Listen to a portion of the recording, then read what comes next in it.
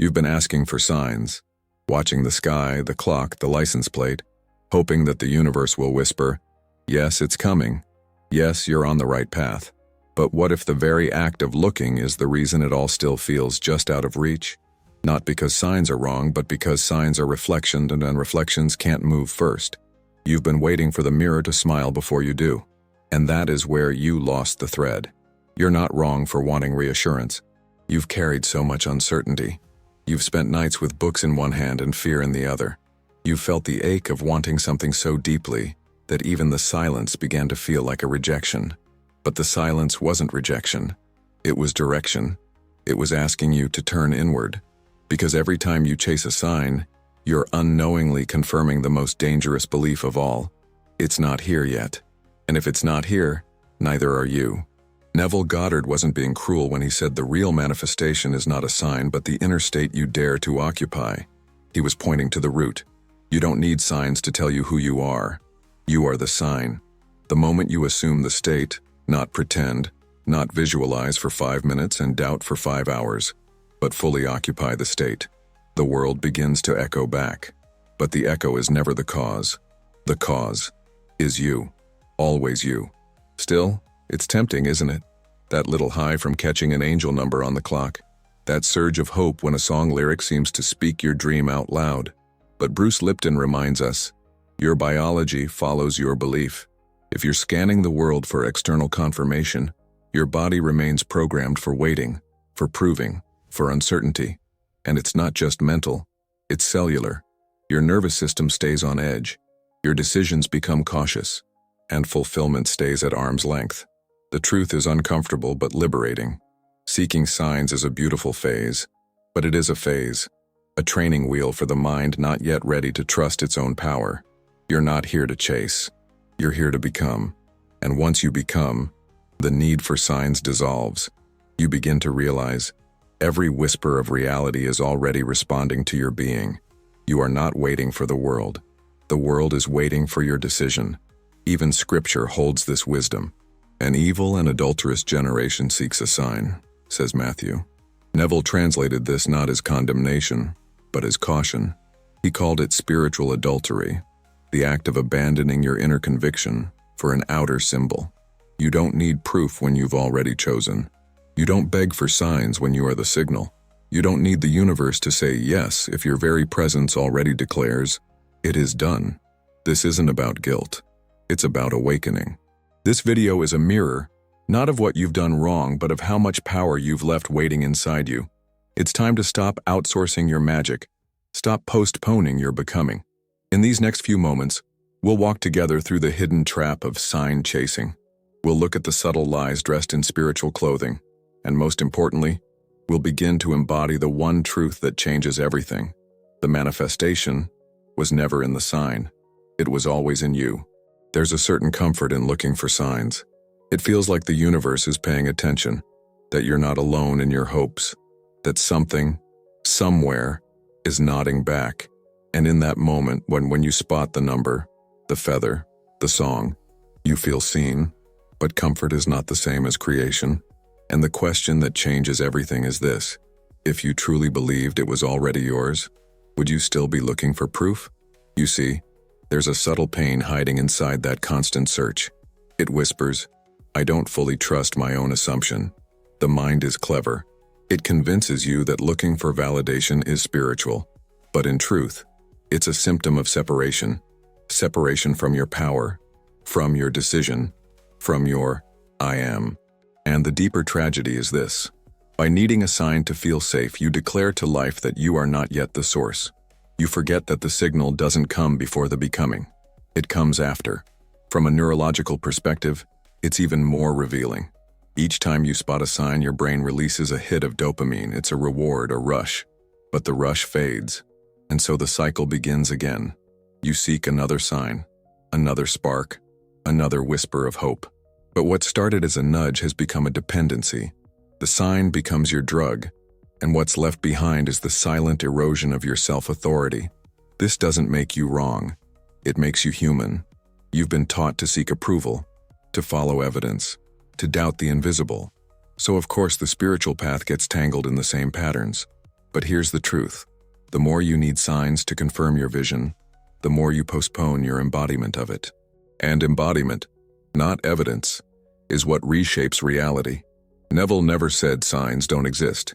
He simply taught that they are echoes, not origins. They are the reflection in the water, not the movement of the hand. When you wait for a sign before you allow yourself to feel, to act, to claim, you delay the blooming. You pause the frequency. You say, I will be, once I see. But life only responds to who you already are. So the real invitation is not to fight your desire for signs. It's to become more curious. Ask, what am I actually seeking here? Reassurance, permission, a reason to believe again. And then, in that awareness, you gently bring the power back home, back to the center, back to the only place where creation has ever begun. The silent, unshakable decision to be what you once only hoped to see. You don't need a sign to know who you are. The knowing itself is the sign. Imagine standing in sunlight, watching your shadow stretch across the ground. You move, and it follows. But would you ever try to guide your steps by chasing that shadow? Would you look at it and wait for it to shift before you allow yourself to move? This is the hidden paradox of signs. They seem to lead you, but they only ever follow you. And Neville's forgotten warning was just that. Signs are not initiators. They are consequences. A sign is a whisper from a moment already past. It's the delayed echo of a decision you made in silence. When you assume a state, truly assume it with feeling, imagination, and conviction, the world begins to adjust itself around you. But by the time a sign appears, it's no longer the cause. It is the footprint left behind. And if you don't understand this, you'll spend your life walking in circles, chasing evidence that only ever reflects what you once believed, not what you are choosing now. Neville never spoke against signs out of dismissal. He spoke out of reverence for your own creative power. Because when you forget that signs are reflections, you fall into a trap, the belief that they hold the authority. But a mirror cannot speak before you do. A reflection cannot act until you act. The world cannot become what you haven't yet dared to be within. It's subtle, yet profound. When your mind asks, did I see it yet? Your soul should answer, am I being it yet? This is the shift. This is the awakening. To stop relating to reality as something outside of you. To stop treating signs like permissions and begin treating them as confirmations, not from the universe, but from your own alignment. You are not here to decode the world. You are here to become the frequency that shapes it. And when you do, when your identity becomes the vibration, when your self-image aligns with the end already fulfilled, the signs appear, not to guide, but to echo, not to promise, but to confirm. And that's the deeper wisdom Neville left us with, that nothing can appear without first being assumed, that even signs are not autonomous events, they are shadows, shadows of who you've already dared to become. So if you're still waiting for one, ask yourself, who have I not yet allowed myself to be? Because the moment you claim it inwardly, the world cannot help but reflect it. But don't mistake the reflection for the source. Don't confuse the shadow for the light. Don't chase the echo. Speak the truth within, and let the echo come to you. It's easy to think that doubt is just a thought, a passing cloud in the mind. But the truth is more intimate than that, and more costly. Doubt is not only mental, it's physical, emotional, cellular. Every time you hesitate in your belief, every time you pause to ask for a sign instead of stepping forward in inner knowing, your body hears it as a command. Hold back, stay uncertain, wait for safety before you move. And so it does. Bruce Lipton has shown us through biology what Neville revealed through imagination, that belief is not a passive thing, it's an instruction, and your body listens. When you entertain doubt, your nervous system shifts, stress hormones rise, the immune system softens, your energy contracts, all because you haven't yet claimed the end as done. And instead of living, you wait. You wait for a signal. You wait for permission. You wait for something to lift you out of the very hesitation you are unknowingly feeding. This waiting state, this energetic limbo, has a cost. You may feel exhausted for no reason, uninspired in moments that once lit you up. You may struggle to decide, to act, to trust, not because you lack willpower, but because your biology has been tuned to a frequency of postponement. You're living in what feels like a loading screen. Nothing's wrong, but nothing's fully alive either. Neville was clear. Assumption is the act of claiming a state, not with force but with inner finality. It is the decision that says, "This is who I am now," regardless of what has or hasn't happened outside. And Bruce Lipton confirms it from the other side, that when belief becomes embodied, your biology reorganizes. The body begins to function as if the future has already arrived, because in truth it has. So if you've been feeling stuck, ask not what's missing in the world, ask what's unclear in your being. Have you made the shift inwardly, or are you still peeking out of the window, hoping the world will change before you do? Because the deeper secret is this: your cells, your breath, your heartbeat, they are listening, not to the signs, not to the news, not to the clock, but to your state, to your conviction, to your unspoken yes. The moment you say yes inwardly, the body recalibrates. It stops bracing for what's not yet real and begins preparing for what's already true. That's not poetry, that's physiology. And it means your power is closer than you think, not just in your thoughts, but in your skin, your posture, your breath. Doubt may be familiar, but certainty is healing. And you don't need a reason to believe. You just need to decide that the waiting is over. Before we go further, pause for a moment. What if this very message was the sign you were waiting for? Not a number, not a symbol, but this exact moment, reminding you that your power was never outside. If that stirs something in you, check the pinned comment. There's something there that speaks the same truth in a different way. Something you didn't know you needed, until now. It may seem harmless, spiritual even, to ask for signs. To say, if I see this, then I'll know. But beneath that request often hides a whisper of doubt dressed in sacred robes. A soft-spoken fear that says, I don't yet believe my imagination is enough. And that, in its own subtle way, is a form of spiritual arrogance.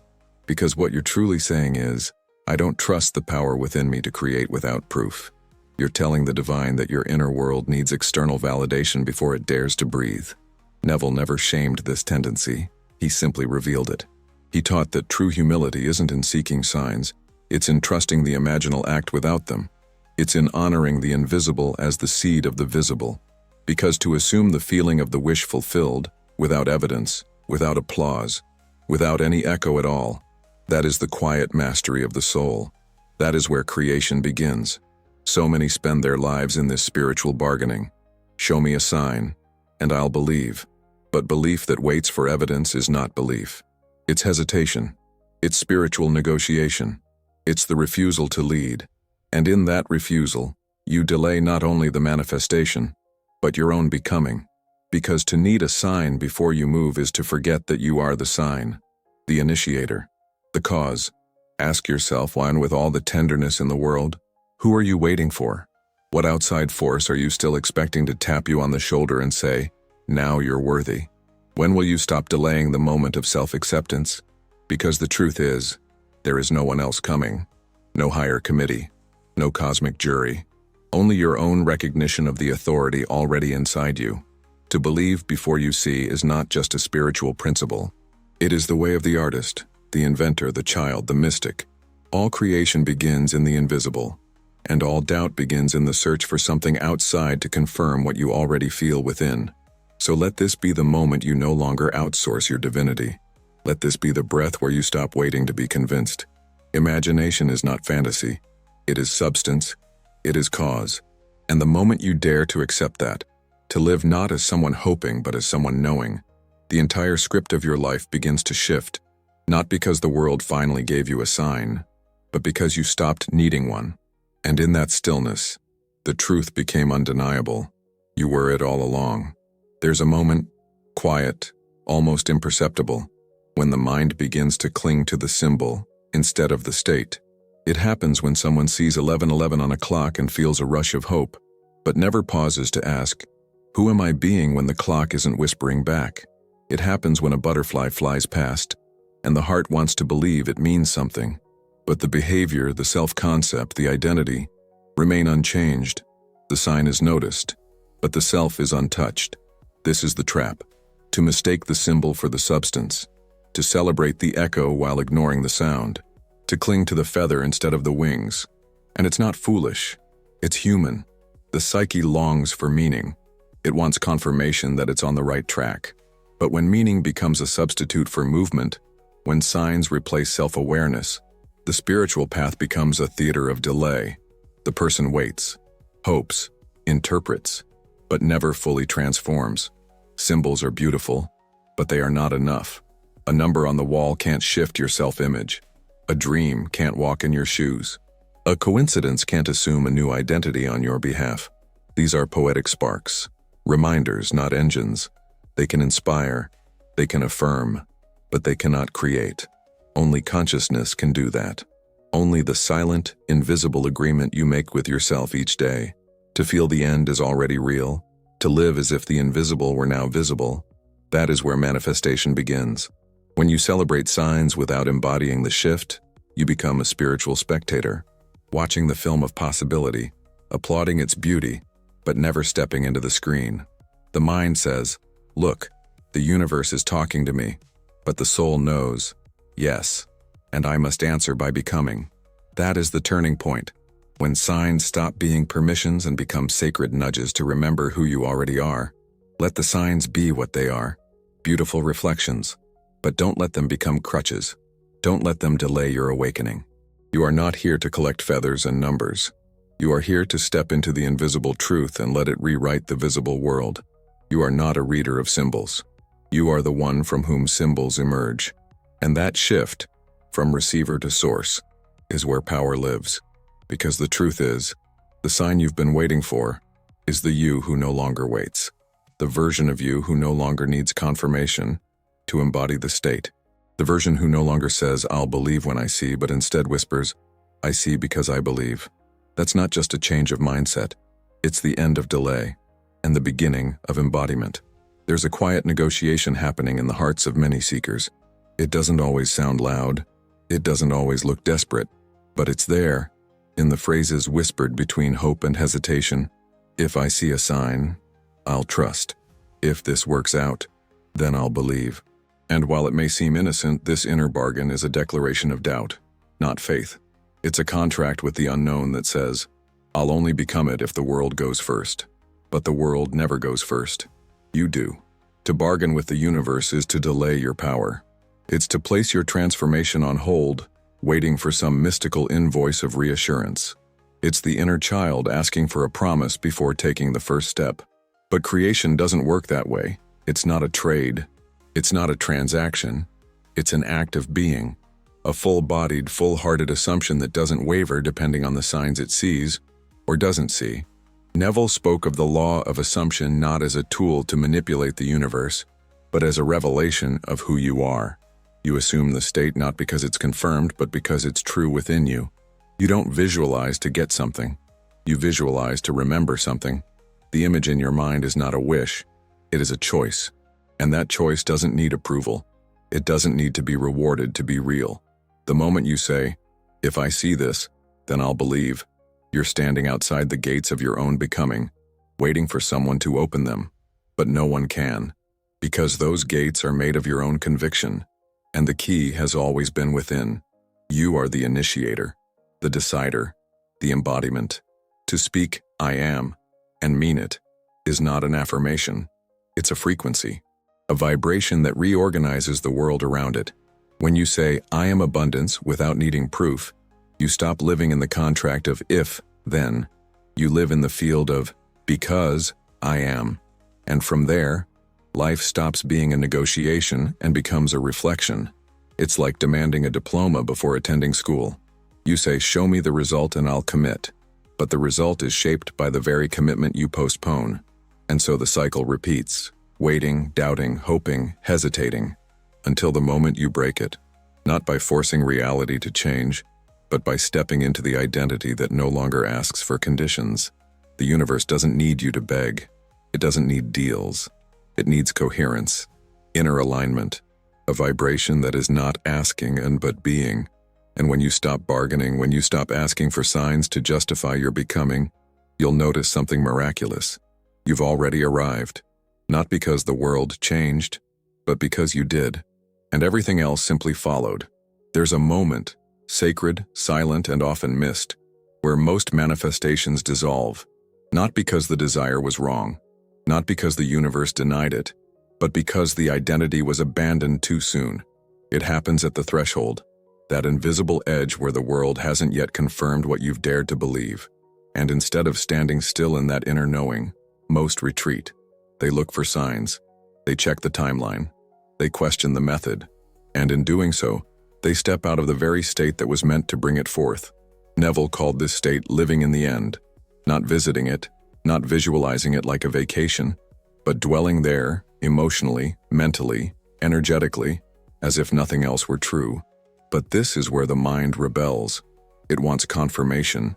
It wants a result before it relaxes. It wants a sign that the imaginal act has been received. And without it, the old identity creeps back in. Doubt whispers. And like smoke through fingers, the manifestation fades. Not because it was impossible, but because the assumption was not sustained. This is the Galatea effect in motion, the phenomenon where our expectations shape outcomes. When you expect fulfillment, your behavior, your energy, your language, your decisions begin to align with that end. But when you expect absence, when you expect delay, even subtly, your reality will reflect that too. It's not a punishment, it's a mirror, and the mirror can only show you who you are being, not what you are wanting. So the failure doesn't happen at the start, it happens in the almost, the moments where the new self hasn't been confirmed, but the old self is still close enough to call you back. That's the test. Not from the universe, but from your own nervous system, from your own memory, from the layers of self that still expect life to disappoint. Neville taught that assumption is not a request. It is a declaration.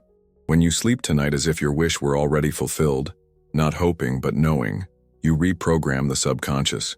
You speak directly to the infinite, not with words, but with vibration, and the world listens, not instantly, not always visibly, but faithfully, consistently, in the exact timing that your belief can sustain.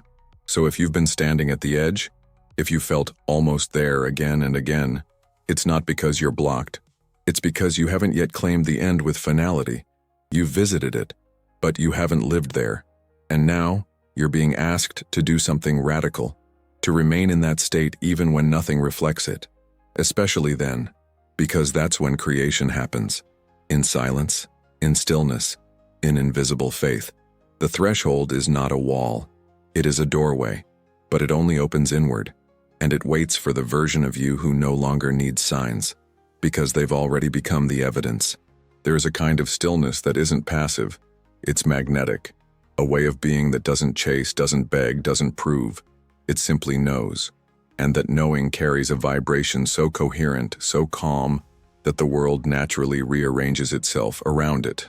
Neville called this indifference, but not as the mind defines it, not coldness, not carelessness.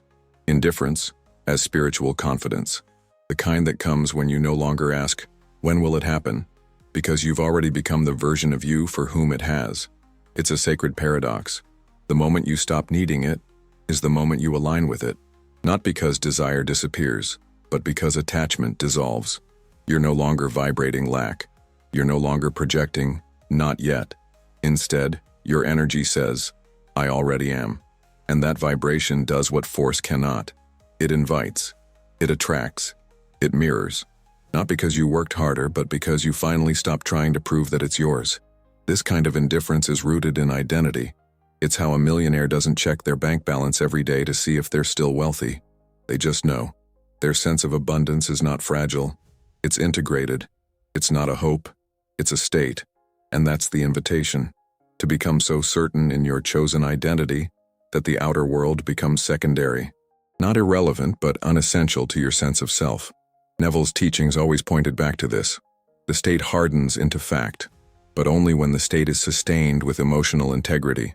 Not rushed, not evaluated, just lived. And that's where indifference becomes power, because it signals to the subconscious, this is done. And when the subconscious accepts something as done, it stops looking for it. It stops seeking signs. It begins to express it. Most people don't fail to manifest because they don't want something enough. They fail because they want it too anxiously, too desperately, and the energy of desperation says, "It's not mine yet." But the energy of indifference, sacred indifference, says, "I've already received it in consciousness." And from that place the delay dissolves, not always in time, but in tension. You release the grip, and the miracle becomes natural. So if you've been clinging, searching, evaluating every detail for signs, pause, breathe, and return to the feeling of already being. Let it be enough. Let it be quiet. Let it be whole. Because in that stillness, in that unbothered alignment, you'll discover the most powerful truth of all. You no longer need to chase what's already part of you. You only need to stop acting as if it's not. And in that silent, sacred indifference, everything changes. The world is not outside of you. It is not something separate, distant, or unpredictable. It is a mirror, silent, faithful, unjudging. And a mirror does not choose what to reflect.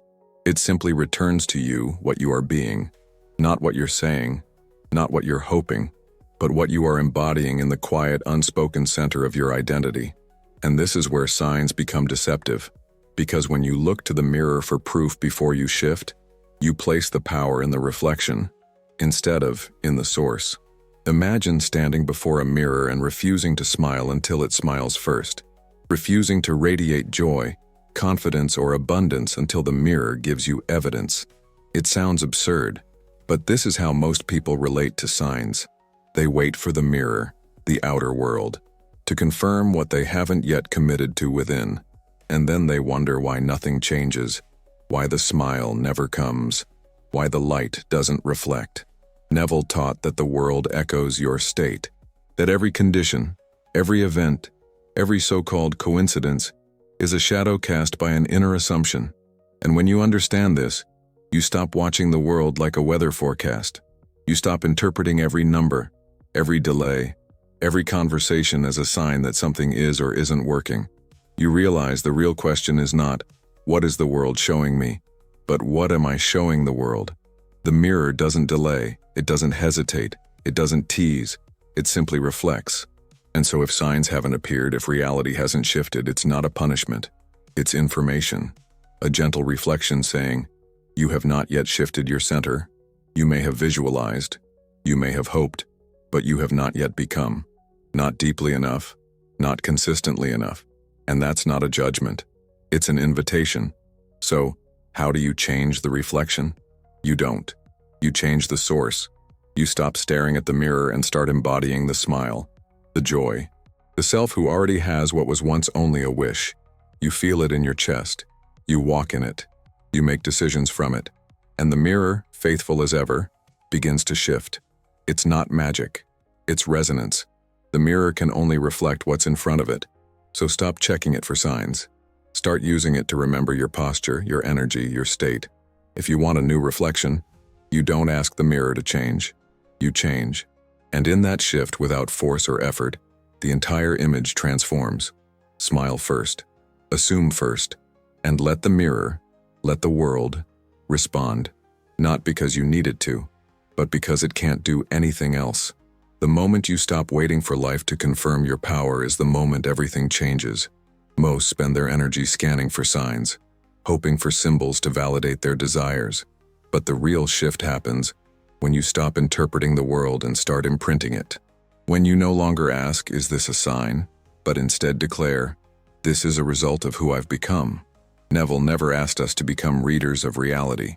He called us to become its authors. And authors don't wait for meaning to appear. They assign it. You are not here to chase confirmation. You are here to generate it by choosing your state and allowing life to respond. This is where the sign seeker becomes the sign maker. You speak meaning into the moment. You decide what the silence means. You walk through uncertainty not as someone lost, but as someone who already knows. And suddenly everything reflects that knowing. You are no longer the one looking for signs. You are the source from which they emerge. Not because you forced it, but because you remembered. The world is not here to convince you. It's here to echo you. You were the sign all along. You were never waiting for a sign. You were waiting to remember. The world mirrors your state, not your search. Every time you looked for confirmation, you postponed your own becoming. Neville called signs echoes of an imaginal act. Bruce Lipton showed us belief programs biology. Both point to the same truth. The shift doesn't happen when the sign appears. It happens when you decide to live as if it's already done. The seed doesn't wait for proof before growing. It knows. And so must you. For 7 days, stop seeking signs. Feel the reality within. Walk as the version who no longer waits. Let the silence confirm your power, because the truth is simple, silent, and undeniable. You are the sign, you are the proof. And now the world echoes you. And if something within you feels ready, check the pinned comment. You'll understand why.